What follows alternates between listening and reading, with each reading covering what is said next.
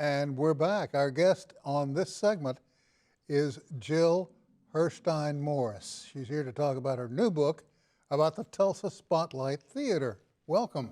Thank you. Good to have you here. This place is, it's a figure. I mean, it's even on the National Registry, is it not? Yes. Yes. It's been around, the building itself was built in 98. And I'm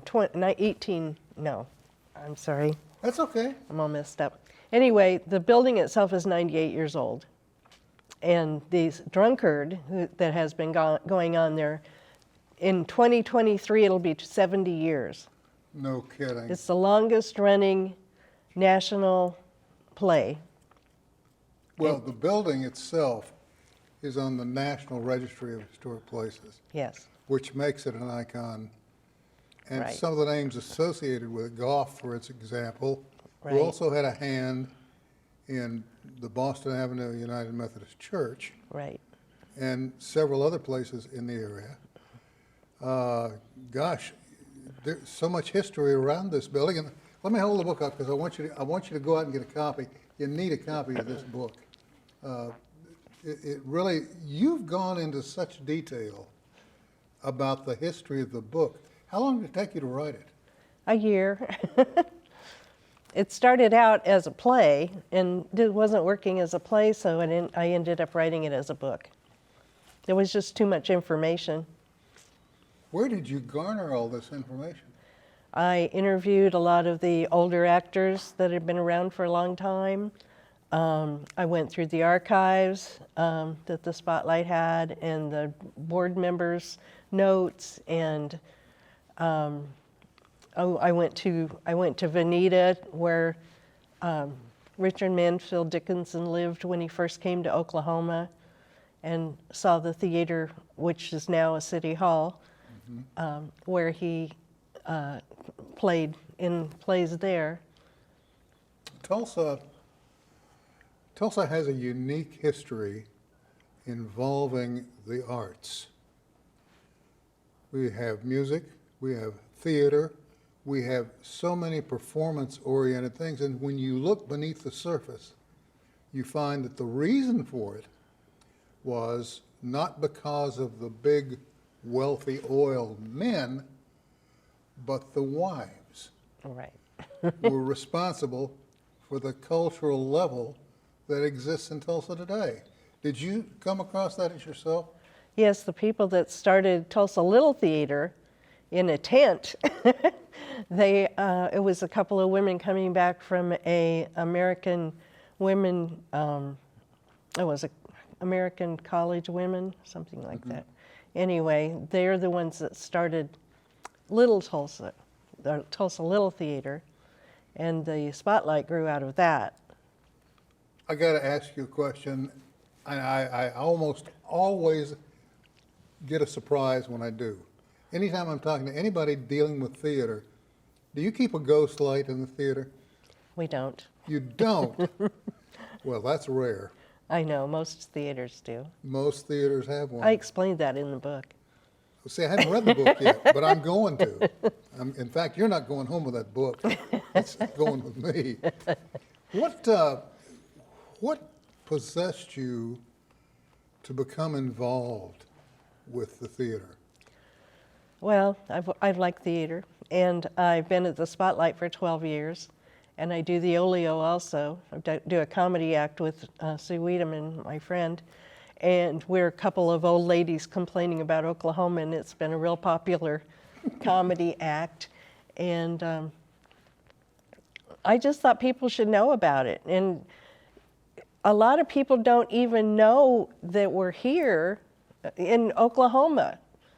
It's surprising how many people that live in Oklahoma, have lived in Oklahoma all their lives, have never been to the Spotlight. Certainly. Well, and it's so unique. How many performances would you say The Drunkard has produced? Well, I don't know. We tried to figure that out. But we had special performances for organizations and things on top of just the weekly presentations. And it used to go on the road, You're kidding. No, they went to the lodges, the state lodges, and put on shows for them. And so it's really hard to estimate how many shows. Do you have actors, I'm almost certain, who've been with you for years? 40 some years.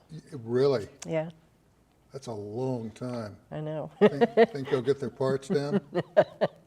Well, they're starting to go the other way. No. I I'm was just intrigued kidding. when I kind of scanned the book when you brought it in.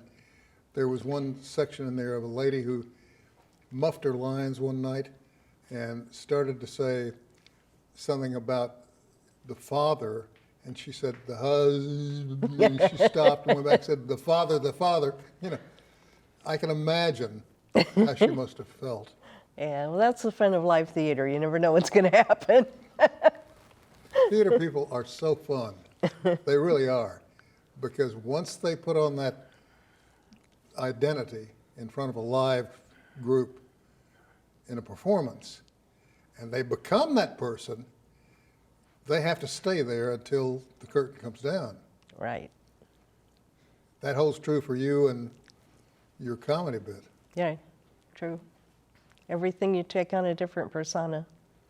Do you ever have openings? Oh, we have openings all the time.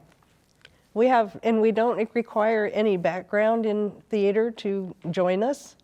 Oh, that's a hoot. And yeah, a lot of people have started with no theater experience whatsoever. And they've become great. Where's the book available? It's several historical building in Broken Arrow. We're just starting to get it out. I've got it at Decapolis down on 11th Street. The man who owns Decapolis did the cover for that. Well, it's well done. He's an artist. Very well done. And I'm trying to think. The Spotlight has them every Saturday night. Amazon? Amazon, yeah, either an ebook or paperback. So you're spread out pretty good. Yeah, but I'm trying to get spread out. I've still got a lot of people to talk to, and A lot of history there. A Yeah. lot of history. Hey, thanks for coming in to talk Thank with you. us about this. And again, it's Shadow in the Spotlight is the name of the book, and I'm going to hold it up one more time. Grab yourself a copy. It's worth it because the history that pops out at you, whoops, is worth reading just by itself. Anyway, Jill, thank you. thank you. You're a delight, and we've got to catch that comedy act. We're going to take a short break. We'll be back with a final interview right after this.